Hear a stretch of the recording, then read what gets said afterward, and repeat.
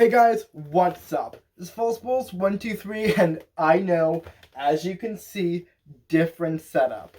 I'm not loving the framing so much from this angle, but I really wanted to show you my new bookshelf that I got. It's very stylish, I know. I get it. I'm like, better homes and gardens who they could never. That being said, I do want to be a little bit honest with you today. So, in January, I really did not read that much. I tried. I did manage to read some books, but all the books that I read in January, I'm going to donate, and I figure I'd rather save those until I have a whole box full. Here's the box, by the way, so we're about maybe quarter done, and then we can have like an unhaul style video instead. So what I did instead of doing a wrap up this month is I'm going to tell you about my 2021 book releases that I'm excited for. Not that snappy of a title, but I'll probably think of something better to put actually in the description. So I based this kind of off of my fave books of 2020. I saw a bunch of genre descriptions from Goodreads, and then I picked books that would match that style. Also, stay tuned, stick around to the end of this video, and I'll also give you a little mini bookshelf tour as it is right now. I had to go through a whole bunch of shit just to get all of my stuff on this bookshelf, and I'm expecting another bookshelf by the end of the month, so basically we're going to be seeing a lot of differences in my room this coming year, which would be really nice. So, I don't know much about these books. Obviously, they are books I've never read. A lot of these authors I've never even heard about, but I've been looking for a lot of synopsises, a lot of book lists, going on publishers, book releases of 2020, and it's been a wild ride researching this. I've never really known how to look at book releases, so this is something new that I've been learning about, and that's been a lot of fun. So I'm going to dramatically read these blurbs to you for each of the different genres, and hopefully the descriptions speak for themselves on why I thought they were cool or why I thought they were interesting. But if not, I'll try to give a few words on why I picked this book. Okay? So let's get into it. So our first genre is going to be fiction. And this is pretty broad, so I had a lot of, leeway with this. And I chose The Removed by Brandon Hobson. Steeped in Cherokee myth and history.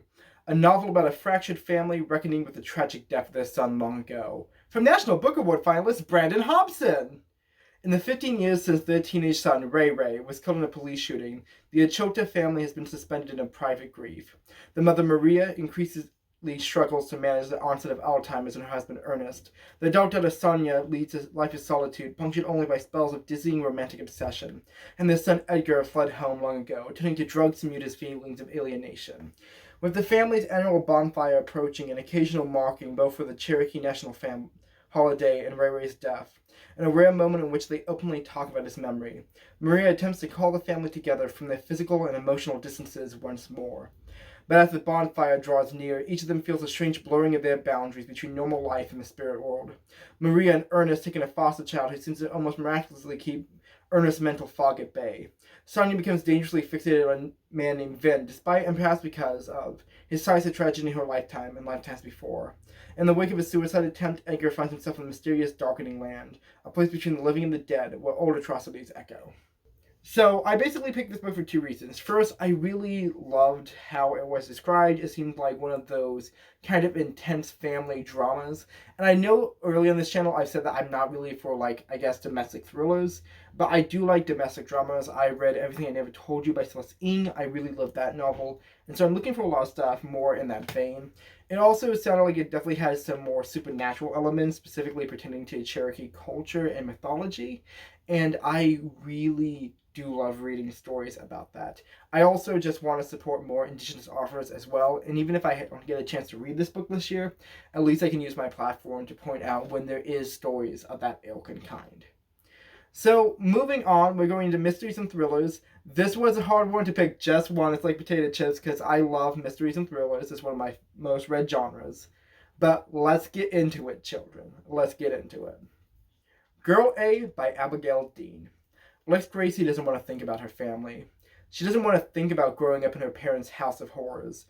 And she doesn't want to think about her identity as Girl A, the girl who escaped, the oldest sister who freed her older brother and 4 younger siblings.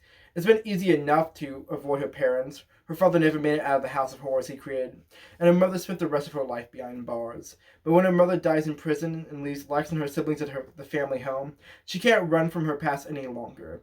Together with her sister Evie, Lex intends to turn into House of Horrors into a force of good, but first she must come to terms with her siblings, and with the childhood they shared.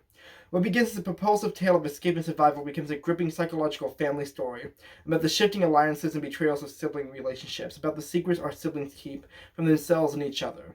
Who have each of these siblings become? How do their memories defy or galvanize Lex's own?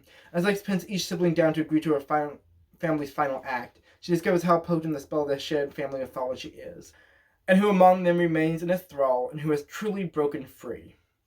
So, I picked this one mostly just because it was giving me some strong-ass Shirley Jackson vibes. You know, Haunting of Hill House, that sort of like very gothic romance. Haunted house, but like really the ghosts are inside you as well, and the ghosts are called addiction and depression. You know, that shit.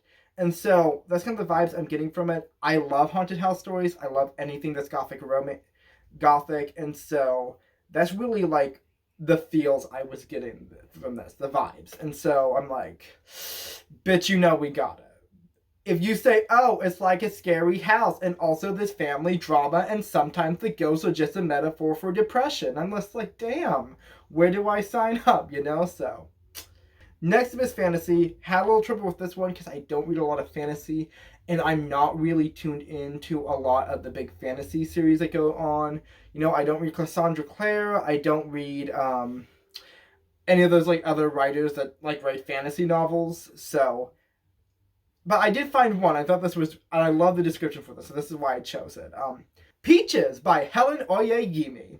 When Otto and Xavier Shin declare their love, and Anne gives them a trip on a sleeper train to mark their new commitment, and to get them out of her house. Setting off with their pet mongoose, Otto and Xavier arrive at their sleepy local train station. They quickly deduce that the Lucky Day is no ordinary locomotive. Their trip in this former tea-smuggling train has been curated beyond their wildest imaginations, complete with mysterious and welcoming touches, the ingredient for their favorite breakfast. They seem to be the only people on board until Otto discovers a secretive woman, who issues a surprising message. As further clues and questions pile up and the trip upends everything they thought they knew, Otto and Xavier began to see connections to their own past, connections that now bind them together. So first of all, this was listed as fantasy on Goodreads, and I'm just like, bitch, I'm gonna count that. Second of all, this is also apparently gay as fuck, and damn, you know, if there isn't enough fantasy gays in my life, you know what I'm saying. There needs to be more of the gays in speculative fiction, and there is not. Also, there needs to be more disabled people of color in speculative fiction, but I mean, one thing at a time, child. One thing at a time. Let's just add it all in, but you know what I'm saying.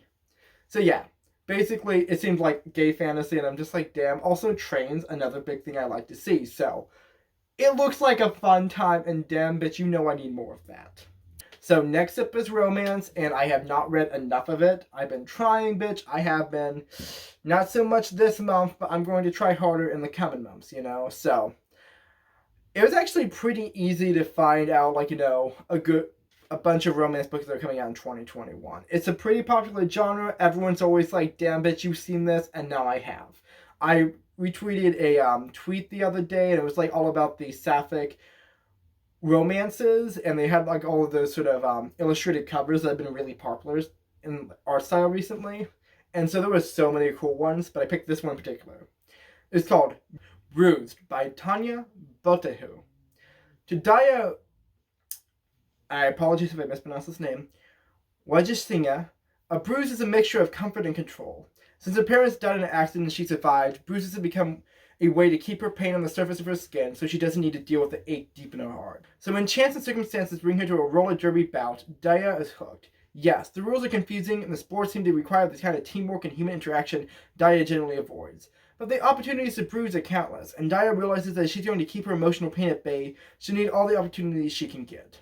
The deeper Daya immerses herself into the world of roller derby, though, the more she realizes it's not the simple physical pain fast she was hoping for. Her rough and tumble teammates and their fans push her limits in ways she's never imagined, bringing Daya to bring big truths about love, loss, strength, and healing.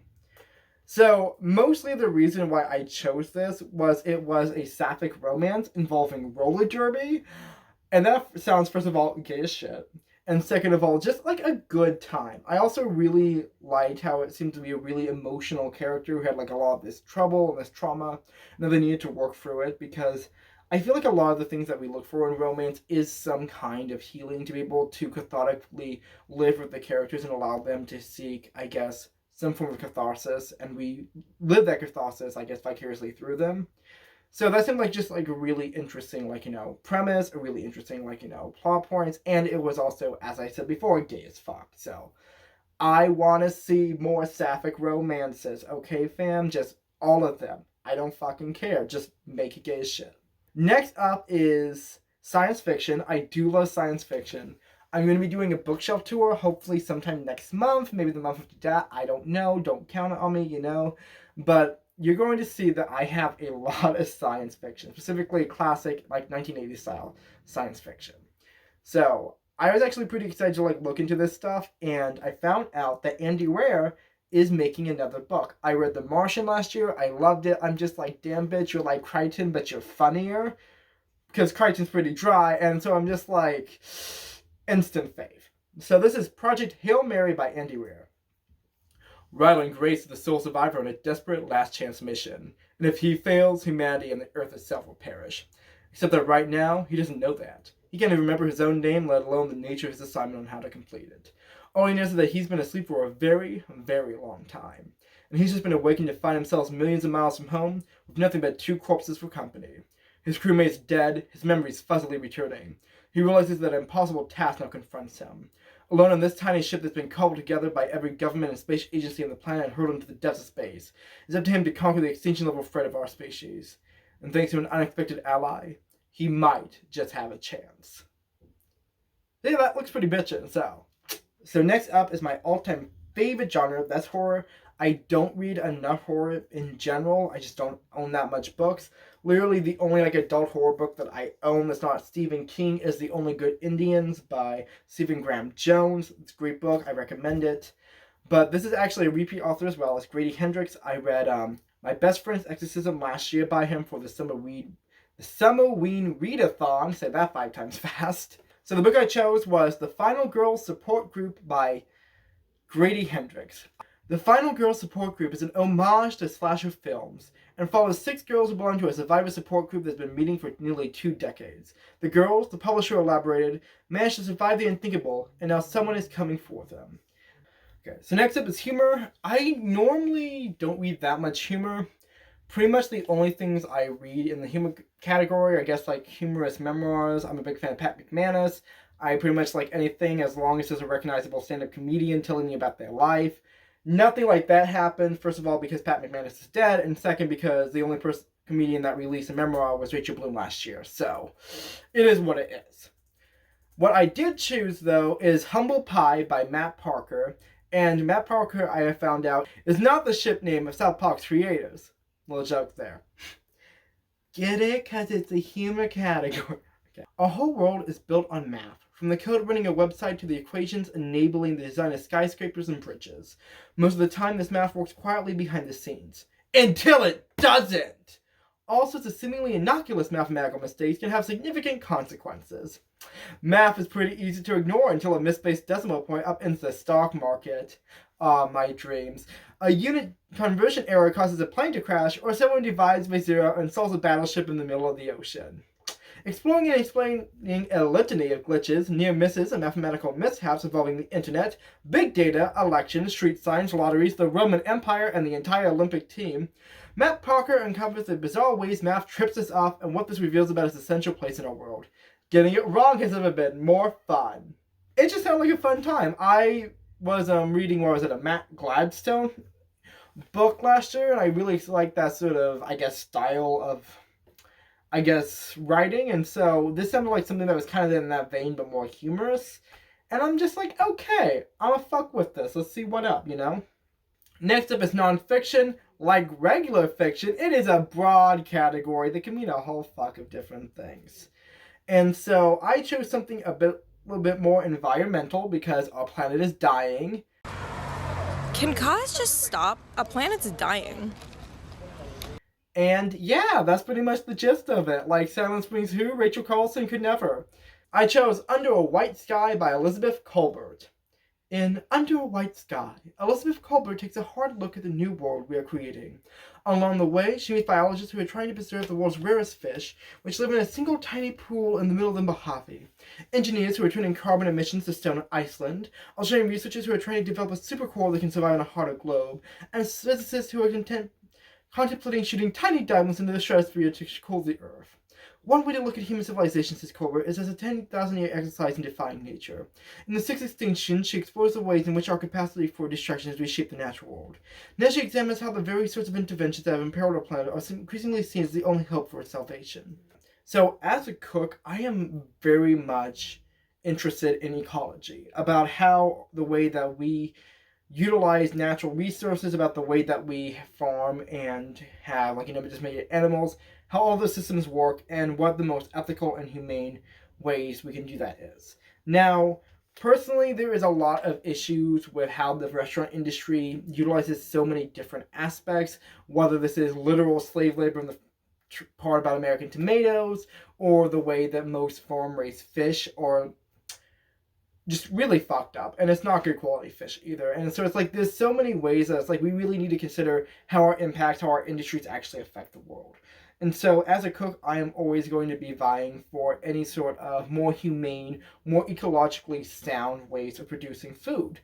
And so environmentalism is an important part of that, because without the environment, without being able to literally live on the planet we are on, we will not be able to have my industry exist in the same way. And yeah, that sounds a bit selfish, but obviously I have a vested interest on wanting to protect the planet, besides any, I guess, idealistic reason. It's literally my livelihood, it's my passion. And if I can use that passion to endorse and support businesses which are much more safer and healthier for the environment, that find a way to reclaim or reduce or recycle any of the other stuff we heard in the 90s, then I want to know about it, I want to learn about it. And it's something that's very fascinating from a food perspective. So let's move on to memoirs and autobiographies. I've actually been enjoying memoirs quite a bit last year. Read a few of them. I'm actually reading a memoir right now. It's taking me a long time to finish it just because I've been kind of in a reading slump. But let's move on. Let's actually talk about the video. And that is A Shot in the Moonlight, How a Freed Slave and a Confederate Soldier Fought for Justice in the Jim Crow South by Penn Montgomery. The sensational true story of George Denning, a freed slave from 1899, joins forces with a Confederate war hero in search of justice in the Jim Crow South. So, if there's one period of time that I haven't really had a chance to read about, whether that's nonfiction or fiction, is both, I guess, early Jim Crow and the Reconstruction era of America. So if you don't know, the Reconstruction era refers to the period of time in the late 18th century after the Civil War happened and the Emancipation Proclamation was declared. In this period, mostly the South was trying to deal with the economic fallout of not being able to literally own humans and call them livestock. And so a lot of the effects that happened in the Reconstruction, especially of the laws, were essentially what led into Jim Crow, which, if you also have not read a history book of America, because, ethnocentrism, I get it, maybe you don't teach that in, other schools. But in America, Jim Crow refers to the period of segregation that happened in the early 19th century that literally created a second class of living for African Americans, and I'm assuming other people of color.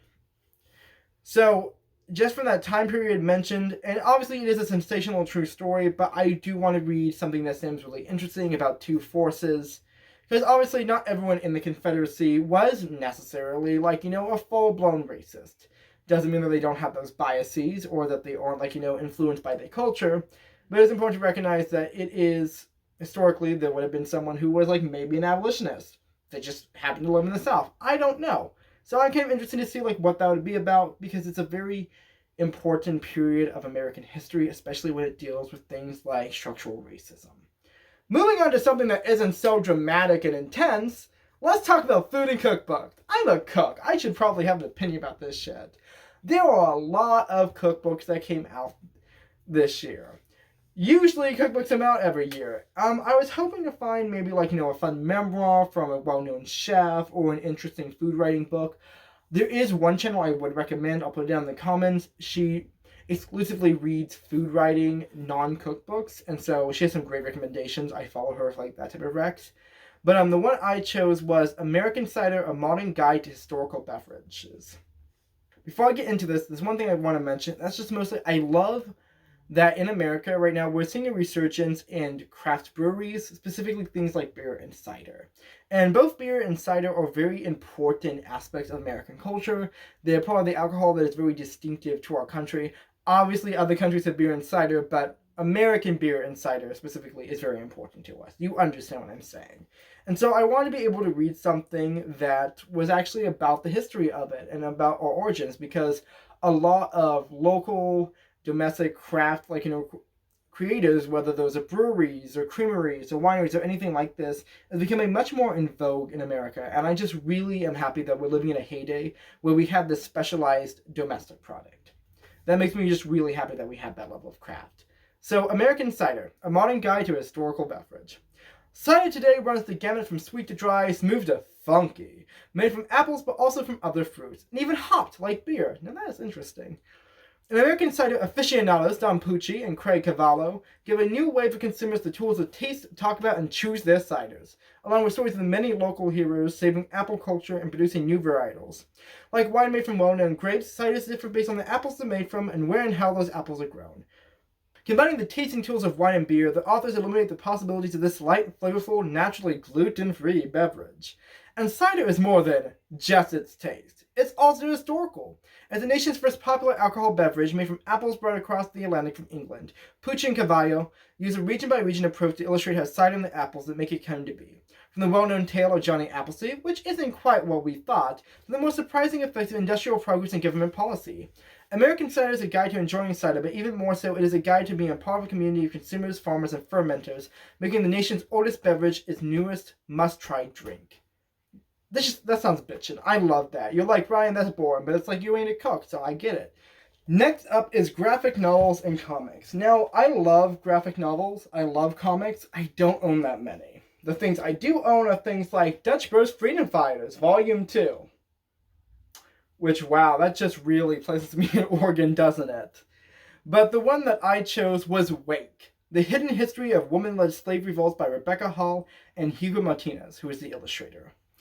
Woman warriors planned and led slave revolts on slave ships during the Middle Passage. They fought their enslavers throughout the Americas, and then they were erased from history. This graphic novel tells the story of one woman's quest to uncover their stories, but in the process she learns that the power of resistance buried in the past is still very much alive. If there's one thing I love about graphic novels, is that it has the ability to tell very profound, very emotional stories from a visual medium. Obviously, there's going to be things like Moz, which is, probably the kind of most obvious example of, politically outspoken graphic novels. Another one that I think of when talking about things like this would be Rolling Blackouts. It's an amazing graphic novel.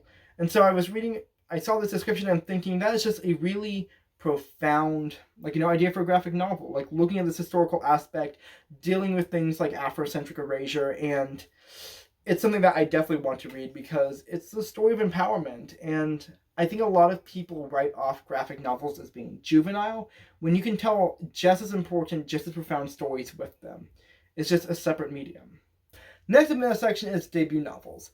I do like reading debut novels. It's always fun to see a new voice and whether or not, it's something you'll enjoy. And I usually think with debut novels, there tends to be a bit more interest if you're not, super into a lot of different series or a lot more big popular authors. It's kind of like the indie genre of book genres. Now, this is 2021 book releases, but I would like to recommend a debut novelist, and that is Tooth and Claw by Michaela Thorne. Michaela Thorne is a local author. She is also a personal friend of mine. We went to high school together, and I just wanted to give her a shout out because she is a really talented writer and a really talented artist, and she deserves all the love and affection and book sales. So I'm actually going to be reviewing this book later on my channel. I'm going to get together a bunch of other local authors that I've either met or I've heard about and review them just just as a way of kind of being local and supporting local businesses, which includes your authors and artists. So that's what life's for, kids. Support your local artists. But let's actually get away from the sales pitch and talk about what book I chose for 2021. That was What Comes After by Joanne Tompkins. after the shocking death of two teenage boys tears apart a community in the Pacific Northwest. A mysterious pregnant girl emerges out of the woods into the lives of those same boys' families. A moving and hopeful novel about forgiveness and human connection. In misty coastal Washington state, Isaac lives alone with his dog, grieving the recent death of his teenage son Daniel. Next door, Lori, a working single mom, struggles with a heinous act committed by her own teenage son. Separated by only a silvery stretch of trees, the two parents are emotionally stranded, isolated by their great losses, until an unfamiliar 16-year-old girl shows up, bridges the gap, and changes everything. Evangeline's arrival at first feels like a blessing, but she is also clearly hiding something. When Isaac, who is treated into his Quaker faith, isn't equipped to handle her alone, Lori forges her own relationship with the girl. Soon all three characters are forced to examine what really happened in their overlapping past, and what it all possibly means for their shared future. So, if there's one thing I love in a book, is anything that possibly hints at Twin Peaks. Okay, I am obsessed. And so I'm reading this and I'm thinking, okay, we got that Pacific Northwest vibes. It's rainy, it's misty, it's a little mysterious. We love to see it. And also we're getting this idea of like, oh, there's some dead teenagers, there's a mysterious pregnant girl. And so it's like, this has got a lot of elements to just really be right what I like to read about thrillers. And it also seems to be a fairly poignant and emotional book as well, so that has a lot of really interesting little tidbits, and I'm just like, I'm gonna have to check that out, just because you've given me Twin Peaks vibes, and I will literally buy anything that has Twin Peaks vibes in it. So our last category is young adult fiction, and we have a returning author. Her name is Angie Thomas. If you don't know who that is, she wrote The Hate U Give. It is a just absolutely fantastic young adult novel about a girl who is dealing with the aftermath of a police shooting. Specifically, the police murdering her best friend.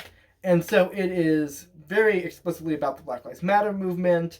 The main character is African American. She is living in a low-income neighborhood.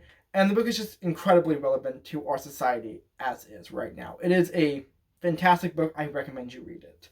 Especially since the book that we are going to be talking about for this section is Concrete Rose by Angie Thomas.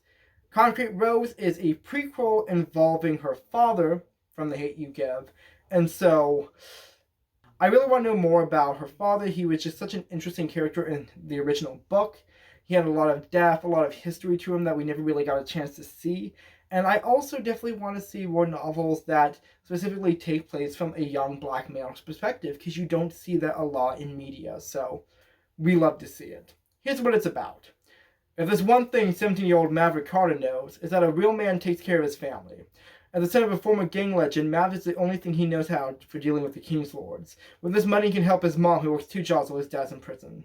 Life's not perfect, but with a fly girlfriend and a cousin who always has his back, Maverick's got everything under control. Until that is, Maverick finds out he's a father. Suddenly, he has a baby 7 who depends on him for everything. But it's not so easy to sling dope, finish school, and raise a child. So when he's offered the chance to go straight, he takes it. In a world where he's expected to amount to nothing, maybe Mav can prove he's different. When King Lord blood runs through your veins, though, you can't just walk away. Loyalty, revenge, and responsibility threaten to tear Mav apart, especially after the brutal murder of a loved one. He'll have to figure out for himself what it really means to be a man. So, that was all the categories that I was excited for this year. Those are some books that I want to read. I think they're pretty awesome sounding. I'm going to include a little slideshow after this before we get into our bonus segment of some of the books that looked really good that just didn't make it to, the main video. And you can kind of click on those, read the descriptions. I'll have a picture. It'll be all nice and fancy. But stay tuned, because next up we're going to be doing a bookshelf mini tour. We love to see it.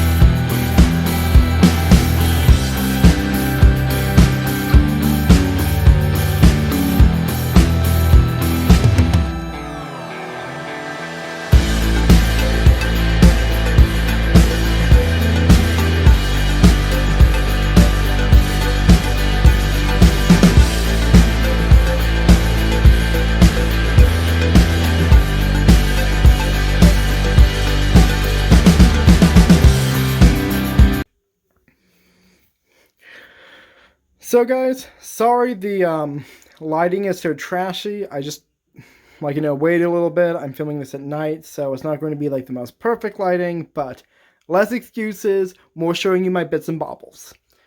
So we're going to start on the top shelf. I have a lot of just bits and bobs here, but we're going to get through it.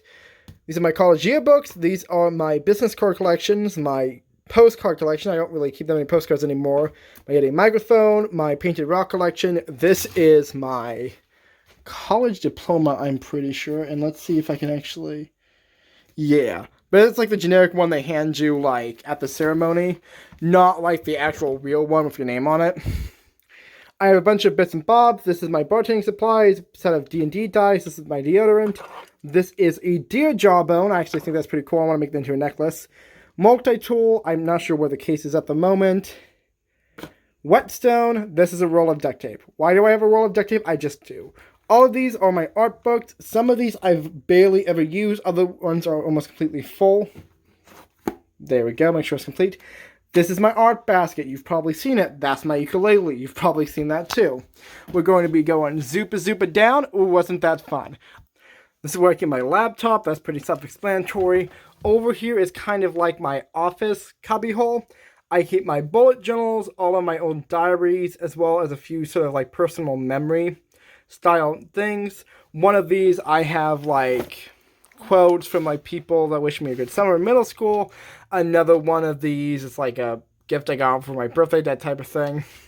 This section is for comics, magazines, and other such things. I have my Bibles on there. I'm not really sure why I just didn't have any other place to put them.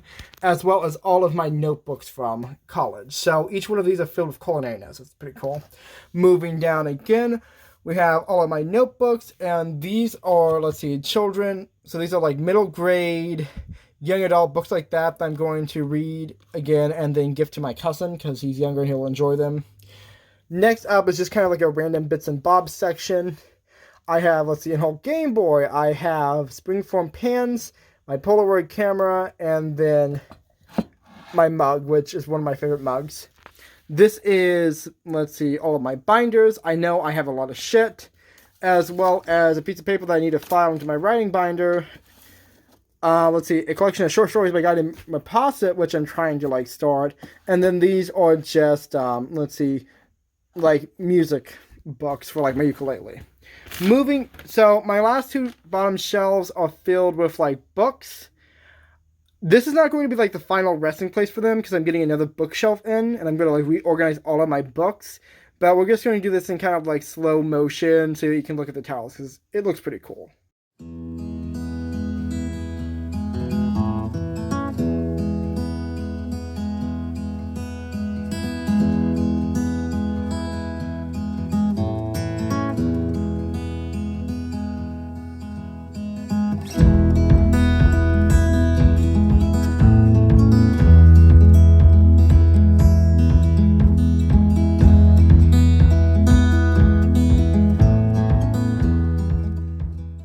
Hey guys, thanks for watching that video. I hope you enjoyed it. If you did, please click the subscribe button. I know everybody asks for that, but it really does help me grow my channel. You can also like, comment, and share this if you want. I don't know who's going to be interested in me talking about book releases, but maybe your friends will. Maybe they like booktube channels and they need to see some other dumb bitch face. And I'm the dumb bitch for you. So guys, just remember. Wash your hands, tell your loved ones you love them, and live every single day trying to be a better person. This is False Bulls 123, and you guessed I'm signing off.